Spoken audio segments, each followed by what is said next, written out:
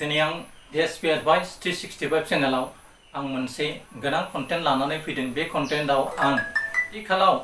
जा थासारिजों बर' जाथिया पेस जाबोबाय दं, मोगा-मोगि जाबोदों आरो बिटिआर एकर्डनि उनाव सासे बिर जोहोलावजों लोगोसे गोबां जोहोलावफ्रानो गुवाहाटी सेन्ट्रेल जेलाव जोबजानानै दोनजाबाय दङ आरो बेफोरखौ खम समनि गेजेराव बिटिआर एकर्डनि जोहै दिहुननायनि जा लाहार फाहार बिटिआर सरकारा लानांगौमोन बेफोरबादि हाबाफारि लानायखौ जों नुनो मोनाखै। इभेन एनडिएफबि नि गायसनगिरि बिथां रन्जन दैमारिखौ बिटिआर एकर्डनि जोहै जाबादि समाव बिथांखौ लाबोनानै उदां अख्रांनि सिङाव लाबोनानै बिथांखौ सरासनस्रा सुबुंफोर बादि जिउ खांनो हानाय बादि जोंनि बिटिआर गभर्नमेन्टआ आसाम सरकार आरो भारत सरकारखौ नारसिननांगौमोन आरो मोनसे एकर्डआ आथिखालाव इमप्लिमेन्टेसन जालांनो थांगासिनो दङ आरो बे मोनसे एकर्ड जानायनि उनाव आरो जाय एकर्डखौ बिथां रन्जन दैमारिया सिगनेचार होनायनि जोहै सागान होनायनि जोहै दिनै एनडिएफबि नि माखासे सुबुंफ्रा जेलनिफ्राय जाबादि समाव गनांगौमोन आरो एनडिएफबि नि बिर जोहोलावफ्रा जाबादि सरकारनिफ्राय अनसुंथाइ मोननांगौमोन आरो मुंख्लंनि नखरफोर आरो माखासे बिना दायाव दाय गैयाबासिनो ओंखाम जाहोनायनि नामाव माबा मोनसे जाहोनाव टर्चार जानाय आरो माखासे पंगु जानांनाय माखासे नखरारिफ्रा दाय गैयाबासिनो गावथारजानाय बेफोर थासारिया बै समाव जालांबाय आरो आथिखालाव जि एनडिएफबि नि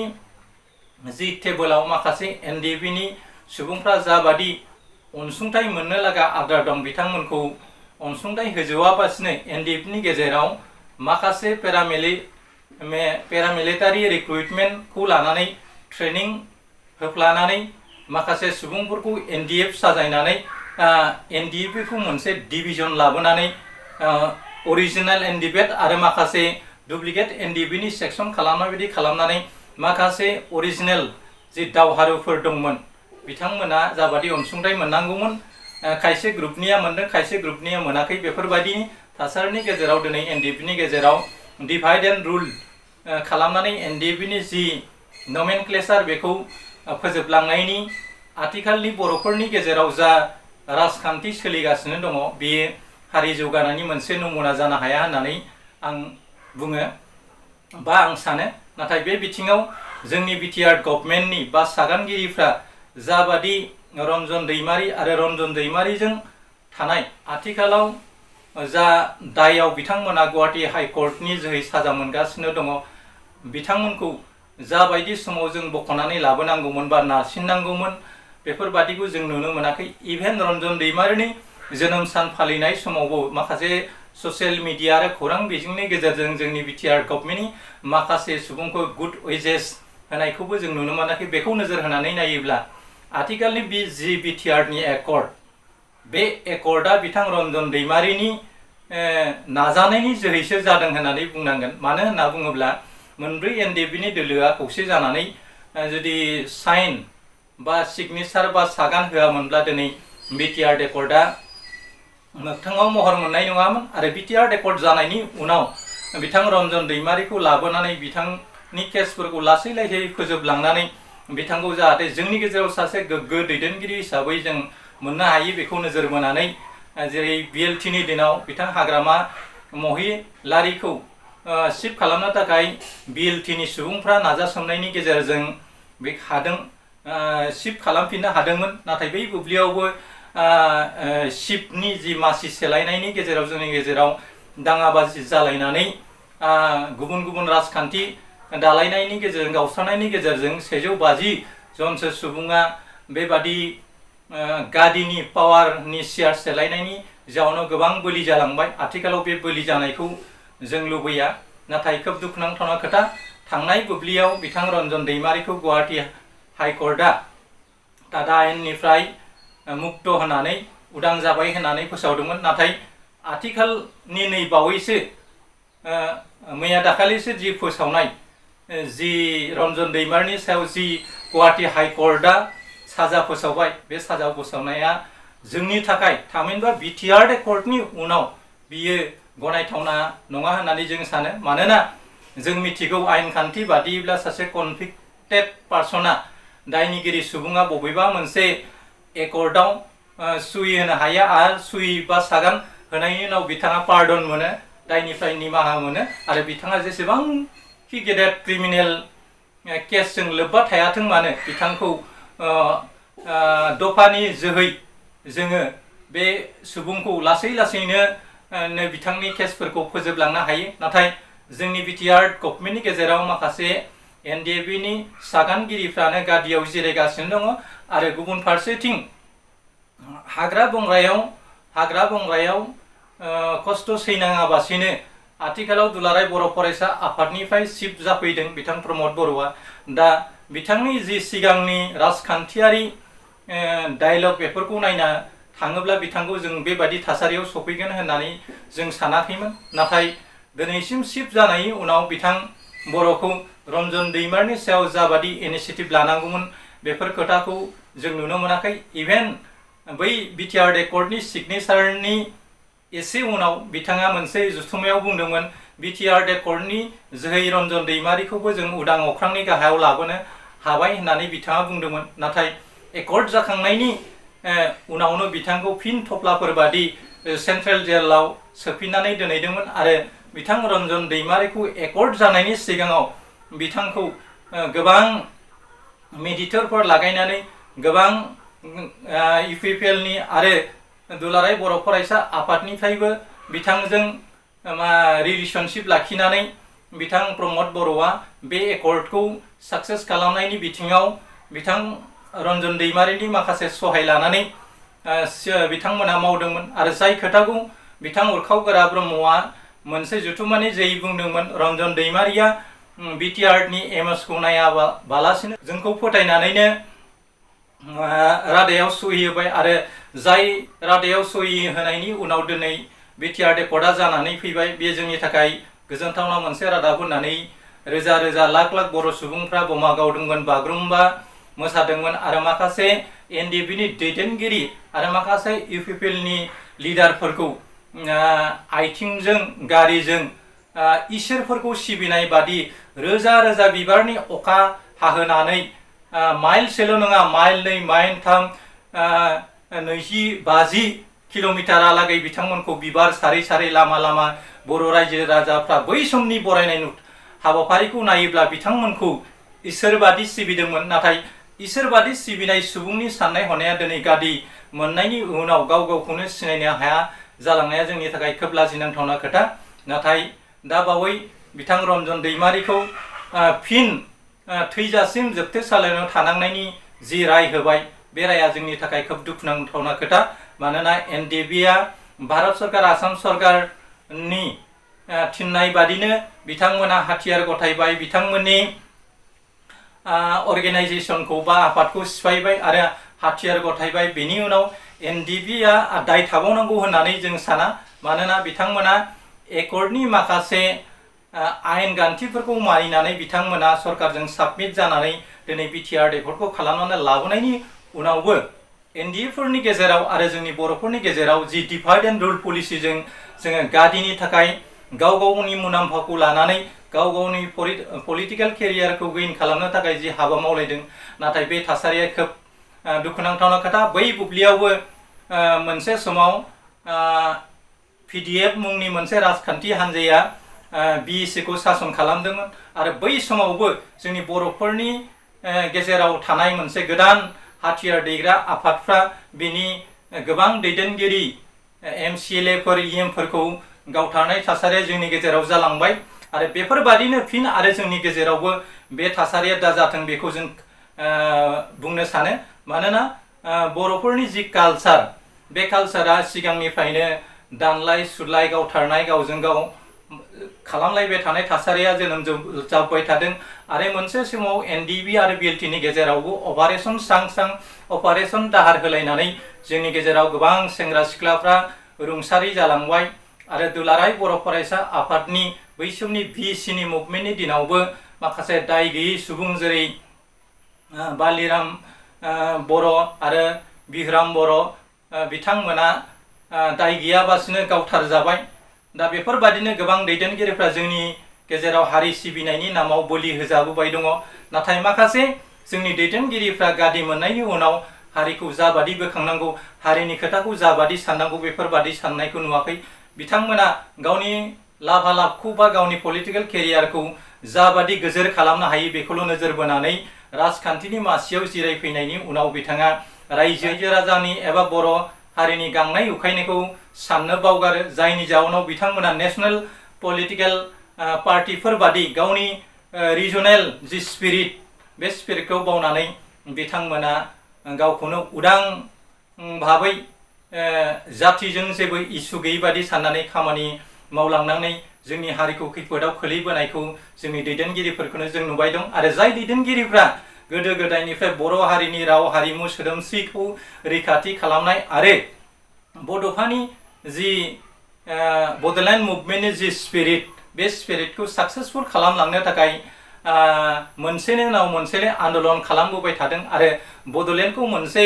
मुकुट हारिमु बादि बाहायनानै गादियाव थायोब्ला बड'लेण्ड नाङा आरो गादि मोनाब्ला बड'लेण्ड नांगौ होननानै जि हांगामा खालामबोबाय थादों, बेखौ नायोब्ला जोंनि माखासे दैदेनगिरिनि फारसे बर' रायजोफ्रा दिनै आमायनाय मोनबाय। दा बेफोरबायदि थासारिखौ जोंसो आथिखालाव दैदेनगिरिफोरखौ जों सिनायनायनि गोनांथि दं। नाथाय बिथां रन्जन दैमारि आरो जेलाव थानाय एनडिएफबिनि बिदा फंबायफोरखौ जों थि समाव बहननो थाखाय जों बिटिआर एकर्डनि माखासे दफाफोरखौ इमप्लिमेन्टेसन खालामनायजों लोगोसे भारत सरकार, आसाम सरकारजों दुलाराय बर' फरायसा आफाद आरो आथिखालनि सरकाराव बिबान मोननाय बिथां बर'नि सरकारा जाबादि नारसिननांगौमोन आसाम सरकारखौ, भारत सरकारखौ, बेबायदि नारसिननायखौ जों नुनो मोनाखै। बिथांमोना सम सम खायसे दैदेनगिरिफ्रा स्पेसियेलि आबसुनिफ्राय बिथां दिपेन बर'आ एनडिएफबिनि दैदेनगिरिफोरखौ जेलनिफ्राय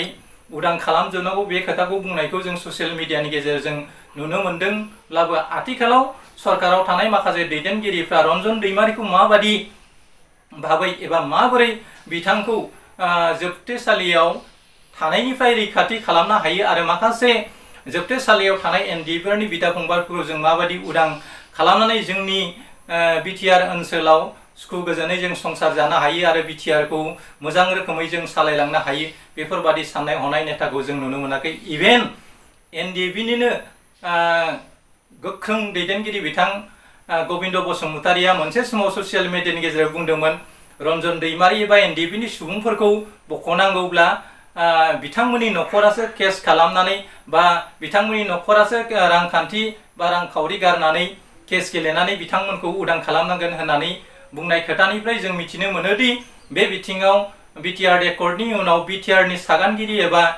बिटिआरनि गभर्नमेन्टनि इएम एमसिएलए सिफ्रा जेबो खामानि गैला होननाय बादि इनडाइरेक्टलि बुंनाय बायदि खोथाखौ जों नुनो मोनो। नाथाय बेफोरबादि थासारिजों मोनसे जातिखौ, मोनसे माहारिखौ दाफामनो हाया। नोंथांमोना जाबादि बर'फोरनो रादाय होदोंमोन, बेबादि रादाय होनायनि गेजेरजों जों गासैबो दावहारुफ्रा खौसे जानानै सागान होनायनि गेजेरजोंसो दिनै बिटिआर एकर्डआ जादोंमोन। बे बिटिआर एकर्ड जानायनि उनाव जोंनि गेजेराव बिटिआरनि माखासे गादि एबा सियार सेलायनायनि खोथाखौल' लानानै सोरखौबा जोबथेसालियाव थफ्लाफोर बायदि दोनबाय थानाय आरो सोरखौबा उदां अख्राङाव लाबोनानै भिआइपि गारिफ्राव गार्ड लानानै बेरायहोनाय, बेफोरबायदि थासारिखौ जों नुनो मोनदों। नाथाय नोंथांमोना भिआइपि गारि लानानै दावबायदोंब्लाबो बैफोर सुबुंफोरनि थै आरो गोलोमदै होनायनि गेजेरजोंसो जों दिनै बिटिआरखौ मोनदों। नाथाय बियो खोब साननो लागा दं। आं मिजिंथियो जोंनि बिटिआर गभर्नमेन्टखौबो बे बिथिङाव जाबादि आसाम सरकारखौ एबा डक्टर हेमन्त बिश्व शर्माजों जि सावरायनानै जोंनि जोहोलावफोरनि दाय दसफोरखौ खम समनि गेजेरावनो जेरै हाइकर्टनिफ्राय माबोरै रेहाय खालामनो हायो बेखौ जाबादि इनिसिएटिभ लानांगौमोन बेबादि इनिसिएटिभ लानायखौ जों नुनो मोनाखै। जायनि जाउनाव आथिखालाव 10 जन सुबुंखौ सिगांनि दाय बादिनो दोनफिनबाय आरो 7 सुबुंखौ दाय गैया होननानै आथिखालाव फोसावबाय आरो स्पेशली बिथां रन्जन दैमारिखौ थैजासिम जोबथेसालियाव थानांनायनि साजाखौनो दिनै होफिननाया जोंनि थाखाय खोब दुखुनांथावना आरो मोदै हुगारथावना मोनसे थासारि। बिथां रन्जन दैमारिखौ जों जेलनिफ्राय बहननानै बिथांखौ सासे गोग्गो दैदेनगिरि खालामनायनि बा बिथांखौ 35 बोसोर हाग्रा बंग्रायाव थानानै जाबादि बर' जातिनि थांनाय थैनाय राव हारिमु सोदोमस्रिनि थाखाय दिनै एनडिएफबिफ्रा नांबोबाय। बे एनडिएफबिफोरनि गासैबो दोलोफोरखौ बिथां रन्जन दैमारियानो गावनि थै आरो गोलोमदैखौ गारसोमनायनि गेजेरजों बिथाङा बर' जातिखौ बुहुम दरबाराव गायसननो थाखाय दिनै हाग्रा बंग्रा थानानै बर' जातिखौ रैखाथि होबोदोंमोन। आरो जाय रैखाथि होनायनि जोहै दिनैनि गादियाव थानाय माखासे दैदेनगिरिफ्रा बे बिटिआर एकर्डनि जोहै बेफोरबायदि गोजौ मानदान्दानि गादियाव जनानै खामानि मावनो खाबु मोनदों। दा बेनिखायनो बे गोजौ मासियाव जिरायनाय जि बिटिआरनि चिफनिफ्राय लानानै जेसेबां सिएल आरो इएमफोर दङ बिथांमोना खौसे जानानै रन्जन दैमारिखौ माबादि बे दायनिफ्राय जोङो खालास खालामनो हायो, दिहुननो हायो, बेखौ नोजोर बोनानै खामानि मावाब्ला जानो हागौ मोनसे समाव आथिखालनि मोनब्रै ग्रुपनि एनडिएफफ्रा माखासे सुजुग सुबिदाखौ मोनैनि जाउनाव माखासे बे गादियाव थानाय सुबुंफोरखौ नोजोर बोनानै टारगेट जालायनानै जोंनि गेजेराव फिन हाग्रायाव थांफिननानै हाथियार दैनानै गावजों गाव सिगांनि पिडिएफनि दिनाव माखासे नेताफोरखौ होसोनानै गावथारनाय बुथारनाय बादि थासारि जाबावोब्ला जोंनि हारिनि गेजेराव खोब खहा जागोन। आरो बेखौ नोजोर बोनानैनो बिथां प्रमद बर'आ एनडिएफबिनि माखासे सेंग्राफोरखौ रैखाथि खालामनायनि माखासे खोथाफोरखौ बुंनानैनो बर' रायजो राजाफोरजों अनजादोंमोन आरो सिबिजादोंमोन। आरो बे खोथाखौ गोजोरै मावफुंलांनायनि बिबान बिटिआर सरकारा दङ होननानै आं सानो। नाथाय आथिखालाव जों बेफोर माखासे जिथु बिटिआरनि माखासे जेंना, जेरै मुंख्लंनि न'खरनो साख्रि होनाय, रांखावरि अनसुंथाइ होनाय आरो एनडिएफफोरनि सुबुंफोरनो साख्रि होनाय बा पेरामिलिटारि बायदि बिफानफ्राव बिथांमोनखौ साख्रि होनानै जा सुजुग सुबिदा बिटिआर एकर्डनि गेजेरजों मोनबोदोंमोन बेफोरखौ मोनफुंहोनो राथिङाव हायाखै आरो बेफोरखौ इमप्लिमेन्टेसन खालामनो हानांगौमोन। आरो जोंनि सेंग्राफोरखौ बिएलटिफ्रा एकर्ड जानायनि उनाव बिथां हाग्रामा महिलारिनि दिनाव गोबां सेंग्राफ्रा साख्रि मोनदोंमोन। आरो जोंनि माखासे दा लाइमोन, बे लाइमोनफोरखौबो मोनब्रै ग्रुपनि जेसेबां एनडिएफबि सेंग्राफोर दङ, जायफोरा बैसो दङ, जायफ्रा मोजां रोखोमनि सार्टिफिकेट दङ, बिथांमोनखौ जाबादि रेंकआव होनो हायो बे रेंकखौ नायनानै साख्रि होना थिसनोब्ला मोनसे समाव जोंनि गेजेराव गोग्गो थासारि फैनो हागौ। आरो बैफोरो माखासे दफाफोरनि मावफुंनो गोनां खामानिजों लोगोसे एनडिएफबिनि मोननो गोनां जि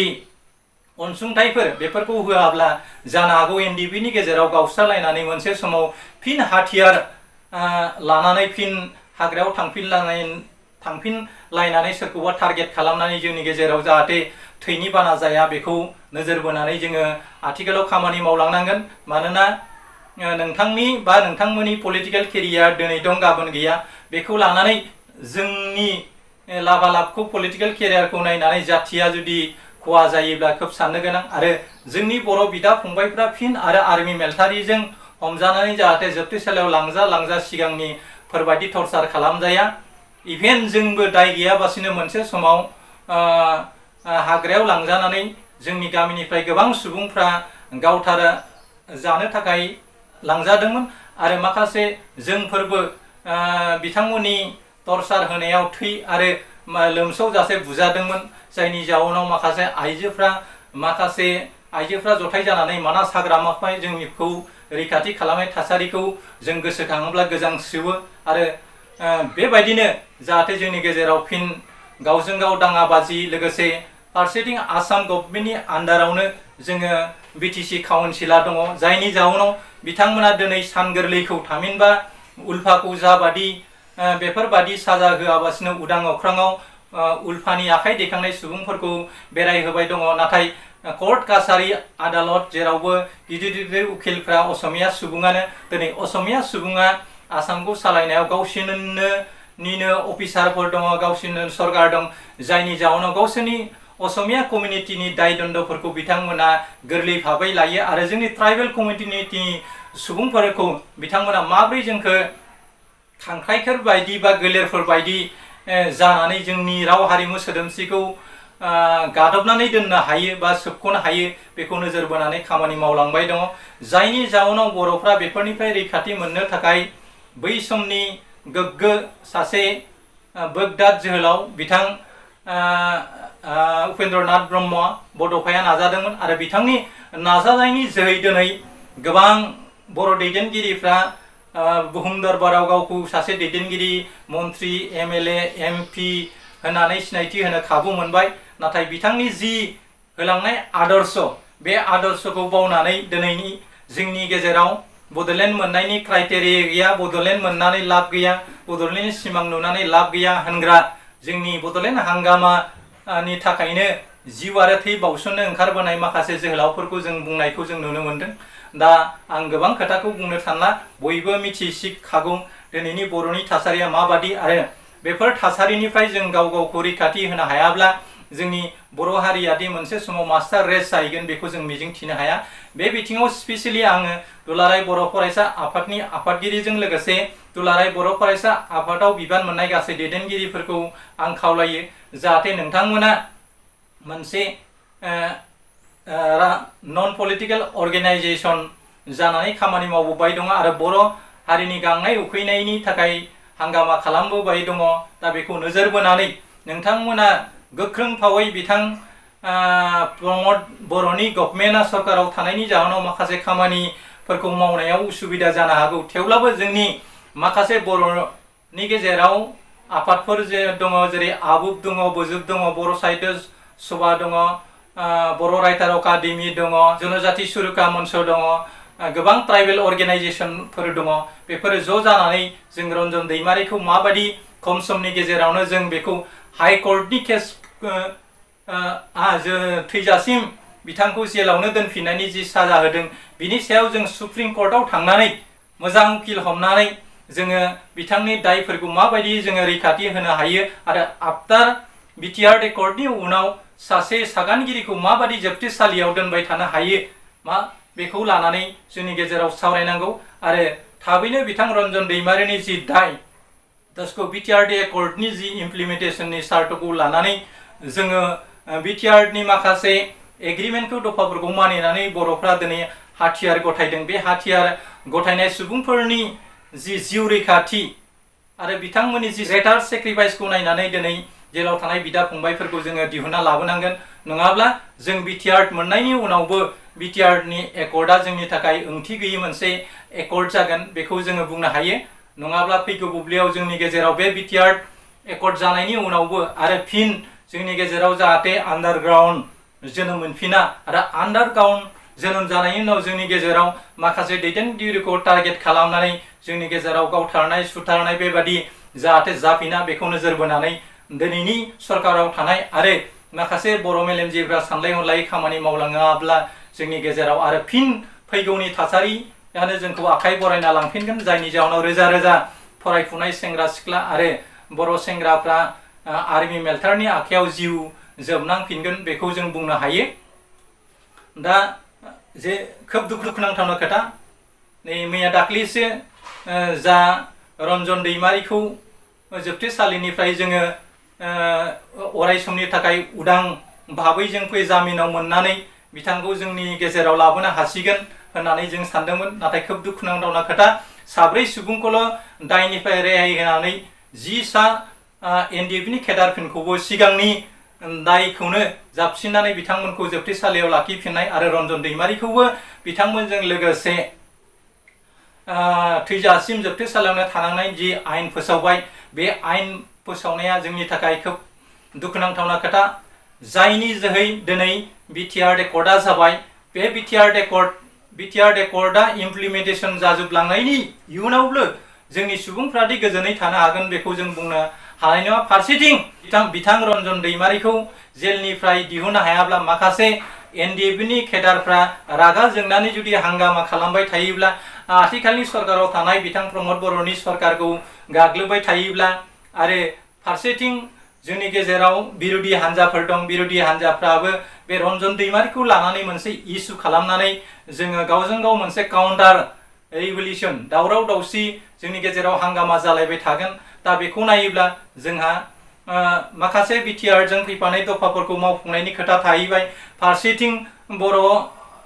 बर'फोरनि गेजेराव सोलोंथाइ बिथिङावनो होन, राव हारिमुनि बिथिङावनो होन, बायदि गेलेनाय हारिमुनि बिथिङावनो होन बेफोरखौ मावनायनि खोथा दङ।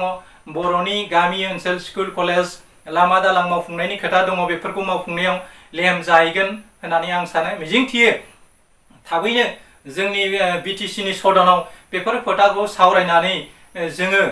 सरकारनिसिम बिथां रन्जन दैमारिखौ बिटिआरडि कर्टखौ मोनसे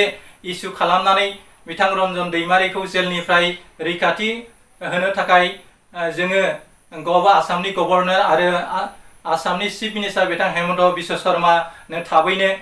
BTC नि जयै सदनाव माखासे खोथाफोरखौ सावरायनायनि गेजेरजों नारसिनो थाखाय आङो खावलायहरबाय आरो बिथां रन्जन दैमारिखौ जोबथेसालिनिफ्राय जुदि उदां खालामनो हायाब्ला जोंनि गेजेराव खोब गिख्रांथावना थासारियारि सोमजिफिनगौ बेखौ जों बुंनो हायो मानोना दासिमबो माखासे NDP नि टप लिडारफ्रा BTR नि एकर्डनि सायाव गोजोननाय गैया आरो बिथांमोना जाबादि खाबु मोननांगौमोन आरो जाबादि समानथायनि मोनथायखौ मोननांगौमोन बबेबा हानजाया मोनदों बबेबा हानजाया मोनाखै गुबुन फारसेथिं NDP नि सेंग्राफोरखौ साख्रि बाख्रियाव जाबादि रादाय होनानै बिथांमोनखौ सोनायनि खोथा बुंदोंमोन बे खोथायखौ दिनैसिम BTC गभर्नमेन्टआ मावफुंनो हायाखै आरो बियो BTC गभर्नमेन्ट थानाय समसिम बे जाफुंगोन ना जाफुङा जों साननो गोनां खोथा मानोना बै समावबो हाग्रामा महिलारिनि दिनाव BLT नि माखासे मुंख्लंफोरनि न'खरनो जाबादि रां आरो अनसुंथाइ होजोबनांगौ बेखौ होजोबनो हायाखै दा बेफोरबादि दावराव दावसि जालायबाय थायोब्ला जोंनि गेजेराव गावजों गाव बिदा फंबायजोंनो नांलाय खमलाय बा लिडारफोरनि गेजेराव अरलायनाय माखासे अर्गेनाइजेशननि गेजेराव अरलायनाय जाबाय थायोब्ला जोङो माबोरै जोंनि इस्युफोरखौ साक्सेसफुल खालामगोन जोंनि दफाफोरखौ माबोरै जों मावफुंलांगोन बेखौ नोजोर थि बोनानै खामानि मावनायनि खोथा दं गुबुन फारसेथिं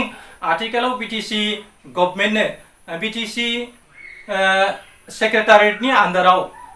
सेथि नैथि थाखोनि जेसेबां अफिसारफोर दङ बे अफिसारफोरखौ आसाम गभर्नमेन्टआ मानो लिस्ट बिहरदों आरो बिथांमोनखौ BTC निफ्राय बोखारना लांनानै आसामनि दाब दाब जायगायाव लांनानै बिथांमोननि दरमानिफ्राय माखासे टेक्स बसायनानै सरकारखौ सालायनायनि खोथा आरो जोंनि बर' अफिसारफोरनि गेजेरनि मासिफोरखौ आसामनिफ्राय माखासे असमिया सुबुंखौ हरनानै जोंनि जि मोनथायफोरखौ खहा खालामनो थाखाय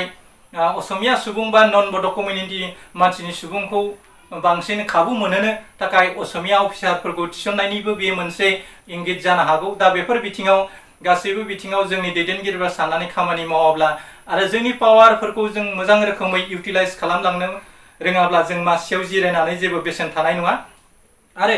बेफोरखौ जोङो साक्सेसफुल खालामनो हायाब्ला फैगौ बुब्लियाव जों बुंनो हायो माखासे NDP नि गावस्रानाय जि केडारफोर दङ बेफोर केडारफोरजों लोगोसे माखासे बिरोधी हान्जाफोर ज' जालायनानै मोनसे निउ पलिटिकेल पार्टी दानानै बड'लेण्डनि हांगामाखौ माबोरै जों गोख्रों फारसे आवगायलांनो हायो बा दावगालांनो हायो बेफोरखौ आथिखालाव सिं सिं सावरायबाय थानायखौ जों नुनो मोनदों आरो BTRD एकर्डनि उनाव जोंनि राजखान्थिखौ जोङो गोदान राजखान्थि दालायनानै जों गासैबो ज' जालायनानै खामानि मावनायनि मोनसे पलिटिकेल प्लेटफर्म दानांगौमोन बेखौ दायाबासिनो UPPL खौनो जोंनि गभर्नमेन्टआ बे गोजाम मोनसे पलिटिकेल बडिखौनो लानानै खामानि मावलांनायनि मोनसे सिमां नुदोंमोन नाथाय आथिखालाव जोंनि गेजेराव जाबादि खामानि मावलांनांगौमोन बेबादि खामानि मावनायखौ आथिखालनि सरकाराव थानाय BTR सरकाराव थानाय दैदेनगिरिफोरखौ जोङो मावनायखौ जों नुनो मोनाखै मिजिंथियो जाहाथे नोंथांमोना गादियाव दङ जेथिबा नोंथांमोनानो गासै बर' जातिखौ गोजोन खौसेथि आरो आब्रुथि होनायनि गासै बिबाना नोंथांमोननिनो लोगोसेयावनो स्पेसियेलि जों NDP नि सेंग्राफोरखौ जों माबायदि उदां अख्रां लाबोनानै गोजोनै जोङो रायजो जानो हायो बेखौ नोजोर दिबोनांगोन जुदि रन्जन दैमारिया थैजासिम जोबथेसालियाव थानांगौब्ला आरो 10 जन सुबुङा सिगांनि दायावनो थाफिननांगौब्ला आरो 7 सुबुङा आथिखालाव रेहाय मोनबाय सेन्ट्रेल जेलनिफ्राय दा बेखौ नोजोर होनानै नायोब्ला आसाम गभर्नमेन्टआ जोंनि बिर जोहोलावफोरखौ एथ' इजियाव एथ' गोरलैयै बिथांमोना जोंखौ उदां अख्राङाव फैनो होनाय नङा बिथांमोना आयेन खान्थि बादियै जाबादि मावनांगौ बेखौ मावालासिनोबो बिथाङा गावसिनिनो अफिसार गावसिनि उकिल आदालतआनो गावसिनि बेखौ नोजोर बोनानै गावसिनि गोसो बायदि मावलांनानै जोंखौ सिगांनि बादिनो बेलावफोर बादि सोबख' जोंनि जातिखौ गावजों गाव सौदावलाय होबाय थानो थाखाय बेफोरबादि खामानिखौ मावगासिनो दङ दा बेफोरबादि गावजों गाव सौदाव होलायनाय जि माखासे राजखान्थियारि मेलेमजिबिफोरा नन बड' सुबुंफोरा जोंनि गेजेराव खामानि मावबाय दङ आरो बे नन बड' सुबुंफोरखौ जोङो 6 दिल्लीनि काउन्सिलनि दैदेनगिरि आरो माखासे आफादफोरा साननानै सोलियाब्ला जोंनि BTC आवदि अरायसम गोजोन थासारि फैगोन बेखौ जों मिजिंथिनो हाया। जोबथा बुब्लियाव जायफ्रा गोदान आंनि चेनेलाव बिथांमोनखौ आंनि चेनेलखौ साबस्क्राइब खालामनानै लानो थाखाय खावलायनाय थाबाय। लोगोसेयावनो बे भिडिअखौ जेसे हायो एसे शेयार खालामनानै होनो थाखाय आं खावलायनाय थाबाय आरो फिन नोंथांमोननिसिम उन्दैफोरनो अननाय आरो गेदेरफोरनो सिबिनायनि आर'नाइ फालिखौ दैथायहरनानै आंनि दिनैनि कन्टेन्टखौ एसेयावनो फोजोबनाय जाबाय। गोजोन्थों, खुलुमबाय, जै बर' हारिनि।